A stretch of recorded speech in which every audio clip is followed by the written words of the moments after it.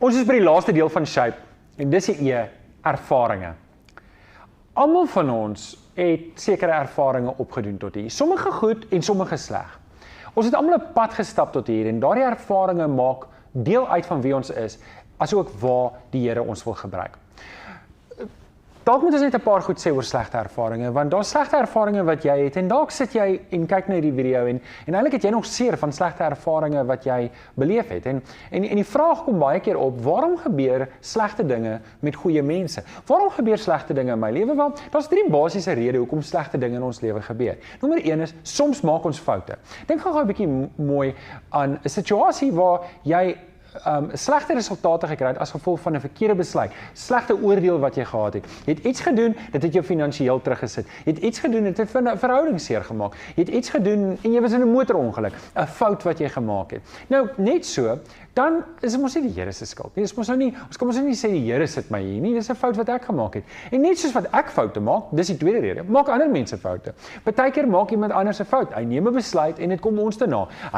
Hy klim in sy kar, hy kyk nie eens op sy foon en hy ry in jou vas. En dan is dit nie die Here wat jou in die ongeluk sit nie. Iemand het 'n fout gemaak en soos wat die Here vir my vrye keuse gee vir jou vrye keuse, en ons vrye keuses gaan in party situasies bots. En partykeer sit ek en jy in 'n situasie waar ons seer kry omdat iemand teenoor ons gefouteer het.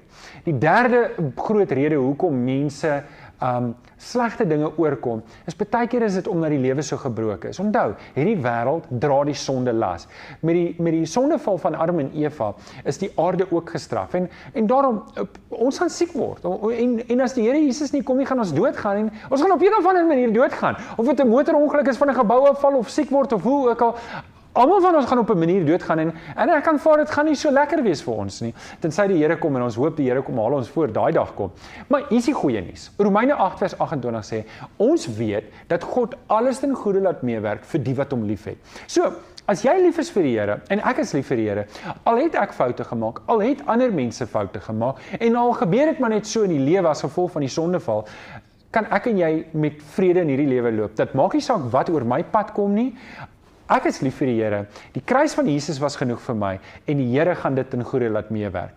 Iemand het eendag gesê, "He can make a message out of my mess." En is dit nie wonderlik nie? Ek kyk terug oor my lewe en die goed waar ek foute gemaak het en ek kan nou vir jou eerlik sê, die grootste goed wat in my lewe gebeur het, is foute wat ek gemaak het, en ek kyk terug en ek sien hoe die Here vir my gehelp het, selfs wanneer ek foute gemaak het, het hy my gehelp om op die regte pad te kom, en dis nou deel van my getuienis, en dit gee my ongelooflike groot vrymoedigheid om te getuig teenoor ander mense. Die ander seer wat ek in my lewe beleef het, help my weer om ander mense te bedien wat hierdie selfde tipe seer gaan. He can make a message out of my mess. Daarom, bring vandag jou ervaringe as 'n offer vir die Here. Soms werk die lewe nie uit soos wat ons dit wil hê nie. Soms hoop ons vir iets anders en werk nie uit nie. Maar dit maak nie saak nie. Wat saak maak, is dat jy jou ervaringe, soos Romeine 12 vers 1 en 2, by die voete van Jesus los en sê, Here, hierdie is 'n offer. Ek hou so van die woorde van Dawid in Psalm 37 vers 1. Hy sê, moet jy nie ontstel oor skelms en oor skurke nie. Moet jy nie kwel oor skurke nie. Ek wil jou uitdaag om ook jou nie te kwel oor die slegte dinge wat in jou lewe gebeur het tot nou toe nie.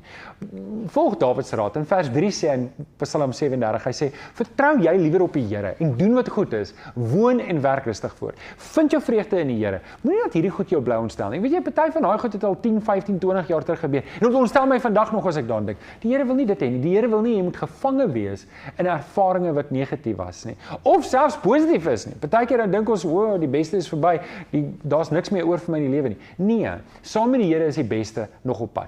En dan sê Dawid in vers 5 in Psalm 37, laat jou lewe aan die Here oor en vertrou op hom. Hy gaan vir jou sorg, hy gaan vir jou die pad wys. So, of dit wat in jou lewe gebeur het goed of sleg is, dit moet 'n offer word vir die Here. Want sien, wanneer ek hierdie gebeure, goed of sleg, 'n offer vir die Here gee, is daar 3 basiese voordele wat in my lewe na vore kom.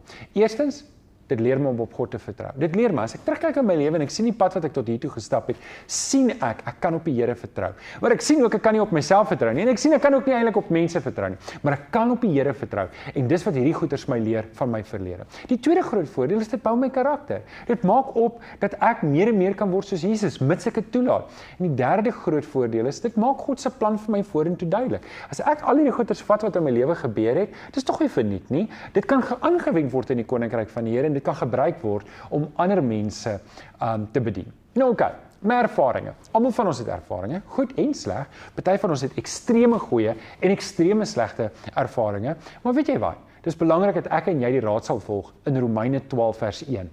Gee julleself aan God as lewende en heilige offers, wat vir hom aanneemlik is, want dit is die wesenlike van die godsdiens wat julle moet beoefen.